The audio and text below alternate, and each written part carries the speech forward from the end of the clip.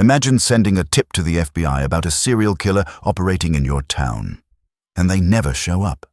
Now imagine finding out, 30 years later, that they knew. They always knew. In 1990, a small city in rural Louisiana reported over a dozen disappearances in 18 months. The families called the FBI. They begged for help. A local detective named Harold Myers had already connected the dots. Same victim profile, same disposal method, same window of time. The FBI sent 2 agents. They stayed for 3 days. They left without a word. Harold Myers was found dead 6 weeks later. Ruled as suicide. Case closed. This is the story of what the FBI did not want you to find out.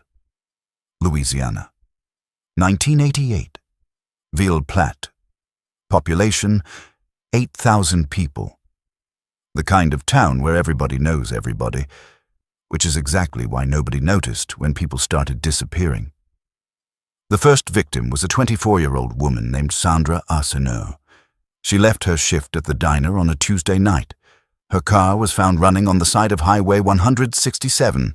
No signs of struggle, no witnesses. Sandra was never found.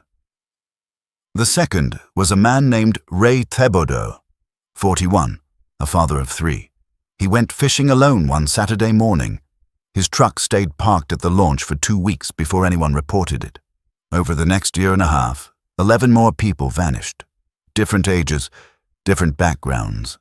The only thing connecting them, they all lived within a 5-mile radius of a drainage canal running just south of town. Harold Myers, a 20-year veteran of the Evangeline Parish Sheriff's Office, started keeping his own files. He mapped the disappearances. He tracked the timelines. He noticed something chilling. Every single victim disappeared within 72 hours of being seen near the same stretch of road. Same road, every time. But Harold Myers wasn't just a detective. He was also about to become a target. Stay with me. Now, before I go further, I need to tell you something about how the FBI handles cases like this, because what happened next only makes sense if you understand one thing. The FBI doesn't lose cases. They bury them. In 1988, the Bureau was under enormous political pressure to show falling crime statistics heading into the Bush administration. Cases that made local law enforcement look competent and the FBI look useless were quietly shelved. There's even a term for it internally. It was called administrative closure. That term is about to become very important. Harold Myers drove to the New Orleans FBI field office in February 1990. He brought everything: 47 pages of notes, photographs, a hand-drawn map, witness testimony from 6 residents who had all reported seeing the same vehicle near the canal on multiple disappearance nights. 2 agents were assigned, Agent Terrence Collier and Agent Donald Bray. They came to Ville Platte. They interviewed 3 people. They looked at Harold's files for less than 2 hours. Then they told him, "This doesn't meet the threshold for federal involvement." Harold was furious. He called the field office. He wrote letters. He drove back to New Orleans twice. Each time he was told the case had been administratively closed. What Harold didn't know, what nobody in Ville Platte knew, was that Collier and Bray had flagged his file internally. Not because they thought he was wrong, because they thought he was right. Documents obtained decades later through FOIA requests show that Agent Collier sent a memo to his supervisor in March 1990 recommending escalation, stating the local detective had substantial evidence pointing to an active serial offender. His supervisor's response was a single handwritten note at the bottom of the memo. 3 words. Do not escalate. Election year. Do not escalate. Election year. 11 families, no answers. 3 words. And then Harold Myers died.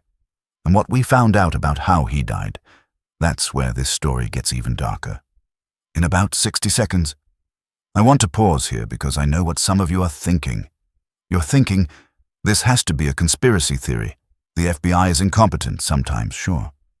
But covering up a serial killer for an election? I thought the same thing. Until I read the coroner's report on Harold Myers. Harold Myers was found on August 14, 1990, in his home office, single gunshot wound, his service weapon nearby. His wife, Connie, told investigators she had been out grocery shopping and returned to find him. She said Harold had seemed distracted in recent weeks, but not depressed. The official ruling, suicide. Case closed in 48 hours, but Connie Myers spent the next 20 years fighting that ruling.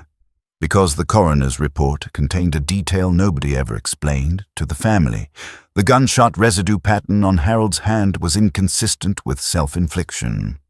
A forensic pathologist hired by the family in 2004 reviewed the original autopsy and stated in a sworn affidavit that the wound angle and residue distribution indicated the weapon had been held at a distance inconsistent with suicide. He concluded the case warranted reinvestigation. The state declined to reopen it. In 2011, one of the FBI agents involved, Agent Donald Bray, now retired, gave an anonymous interview to an investigative journalist named Marion Cresswell. Bray said the decision to close the Louisiana case was made above his pay grade, that Collier's memo had been retrieved from the file, that Bray had kept a copy himself, and that 2 weeks after Harold Myers died, he received a visit from 2 men who identified themselves as Internal Affairs. They told him, very calmly, that his pension was dependent on his cooperation. He cooperated. The disappearances in Ville Platte stopped in 1991. Nobody was ever charged. Nobody was ever found. Connie Myers died in 2019, still waiting for answers. Her daughter, Lisa, has continued filing FOIA requests.